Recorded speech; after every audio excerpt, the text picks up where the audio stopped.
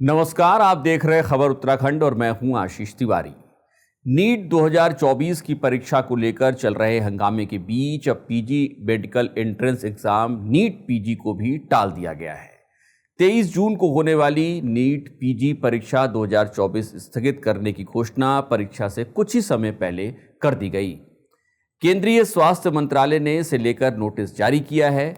Health ministry का कहना है कि हाल के दिनों में कुछ प्रतियोगी परीक्षाओं की पवित्रता भंग होने के आरोपों के मद्देनजर ये कदम उठाया गया है। स्वास्थ्य मंत्रालय ने फैसला लिया है कि नीट पीजी एंट्रेंस एग्जाम की प्रक्रिया की पूरी तरीके से जांच की जाएगी। इसके बाद एग्जाम लिया जाएगा। यह परीक्षा मेडिकल स्टूडेंट्स के लिए national board of examination (NBE) द्वारा आयोजित की जाती है।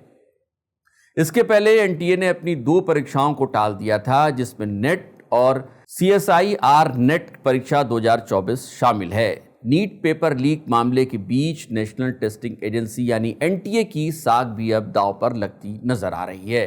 नीट परीक्षा 2024 के नतीजे आने के बाद से ही एनटीए सवालों के कटघरे में खड़ा है। सरकार ने एक्शन लेते हुए अब एनटीए के डीजी सुबोध कुमार को पद से हटा दिया गया। अब रिटायर्ड आईएएस अधिकारी प्रदीप सिंह खरोला को एनटीए का नया महानिदेशक नियुक्त किया गया है। 1985 बैच के कर्नाटक कैडर के अफसर रहे प्रदीप सिंह खरोला ने कई सरकारी एजेंसियों की डूबती नैया को पार लगाया है। बतौर आईएएस ऑफिसर प्रदीप सिंह खरोला का सफर बेहद शानदार माना जाता है। यही वजह है कि अब सरकार ने उन्हें एनटीए की कमान सौंपी है। आइए थोड़ा बहुत जानते हैं प्रदीप सिंह खरोला के बारे में। प्रदीप सिंह खरोला उत्तराखंड से ताल्लुक रखते हैं। 1982 में उन्होंने इंदौर विश्वविद्यालय से मैकेनिकल की पढ़ाई की।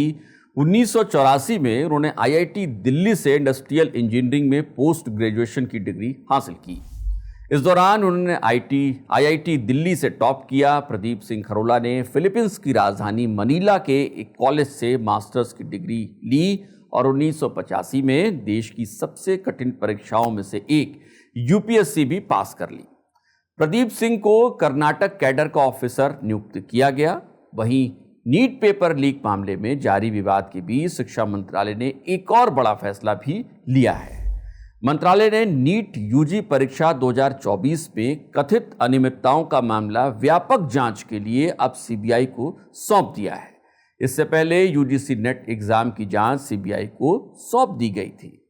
उधर नीट पेपर लीक को लेकर मचे घमासान के बीच शिक्षा मंत्रालय ने एक और बड़ा कदम भी उठा लिया है। शिक्षा मंत्रालय ने परीक्षाओं का पारदर्शी, सुचारू और निष्पक्ष संचालन सुनिश्चित करने के लिए एक्सपर्ट्स की एक हाई लेवल कमेटी का गठन किया है। समिति परीक्षा प्रक्रिया के तंत्र में सुधार, डेटा सुरक्षा प्रोटोकॉल में सुधार और एनटीए की संरचना और कार्यप्रणाली पर सिफारिशें करेगी। समिति 2 महीने के भीतर मंत्रालय को अपनी रिपोर्ट सौंप देगी। उच्च स्तरीय समिति के अध्यक्ष डॉक्टर के राधाकृष्णन होंगे, जो इसरो के पूर्व अध्यक्ष भी हैं। शिक्षा मंत्रालय की ओर से बनाई गई हाई लेवल कमेटी में 6 सदस्य भी शामिल हैं।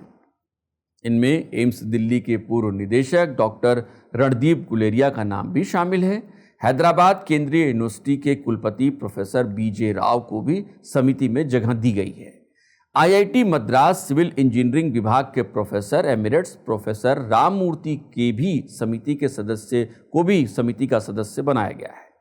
पंकज बंसल सह संस्थापक पीपल स्ट्रॉन्ग और बोर्ड सदस्य कर्मयोगी भारत भी इस कमेटी में शामिल हैं। Professor Aditya Mittal dean student affairs IIT Delhi भी इस समिति में मौजूद रहेंगे। शिक्षा मंत्रालय में संयुक्त सचिव गोविंद जायसवाल मेंबर सचिव के तौर पर शामिल किए गए हैं। कमेटी किन मुद्दों पर सिफारिशें देंगी, आइए उसको भी एक बार देख लेते हैं।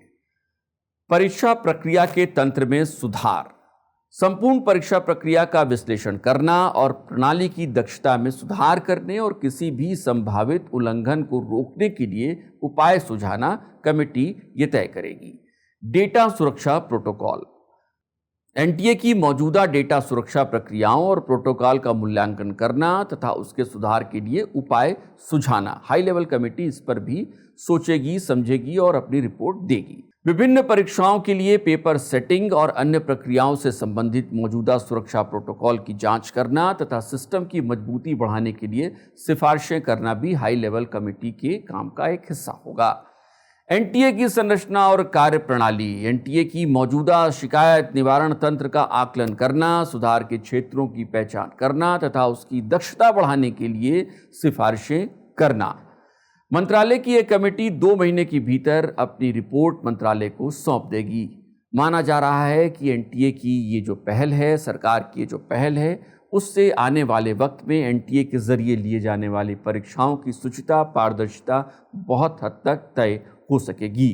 आप देख रहे थे खबर उत्तराखंड। अगर आप हमें फेसबुक पर देख रहे हैं तो पेज को फॉलो करिएगा। अगर यूट्यूब पर देख रहे हैं तो चैनल को सब्सक्राइब करिए, बेल आइकन जरूर दबाइएगा। नमस्कार।